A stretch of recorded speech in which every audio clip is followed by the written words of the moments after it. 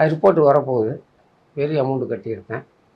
இந்த ரிப்போர்ட்டு அடுத்த மாதம் வரப்போகுது. அதை வச்சு தான் மேல்படியான ஆமாம், அதை வச்சு தான் மேற்படி உங்களுக்கு மாத்திரை என்ன மாத்திரை கொடுக்குறது, ஏது கொடுக்கணும் அப்படின்னு டாக்டர்ஸ் ஒரு முடிவுக்கு வருவாங்க. ஃபஸ்ட் கிளாஸ் டாக்டர் ஜிஹெச்சில் ராஜீவ்காந்தி ஹாஸ்பிட்டலில் டாக்டர்ஸில் ட்ரீட்மெண்ட்டு கண்ணன் சார்னு ஒருத்தர் கேன்சர் டாக்டருக்காரு டீனு உண்மையிலேயே நமக்காக ரிஸ்க் எடுத்து பார்த்தாங்க. இதில் உதயநிதி ஸ்டாலின் சாருடைய பிஏ கூட ஆறுமுகம் அவரோட உதயநிதி சார் பிஏ கிட்ட சொல்லி ரிஸ்க் எடுத்து பார்த்துக்கிட்டு இருக்காங்க. தெரியும் நாளைக்கு ரிப்போர்ட் வந்துச்சுன்னா அதனுடைய மேற்கொண்டு அந்த வீரிய சக்தி என்னன்னு தெரியும்.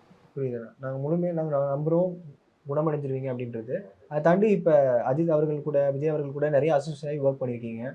அவங்க சைடில் அவங்க தரப்புல இருந்து ஏதாவது உதவிகள் எதிர்பார்த்தீங்கன்னா அவங்ககிட்ட சொன்னீங்களா? அந்த தெரிய வந்து கேட்குற கொஸ்டின் கரெக்டு. நான் இது வரைக்கும் யாருக்குமே இந்த 3 ஆண்டுகளமாக நான் இந்த மாதிரி சிகிச்சையில் இருக்கேன், இந்த மாதிரி வியாதியோட போராடிட்டு இருக்கேன்னு யாருக்கிட்டுமே சொல்லல.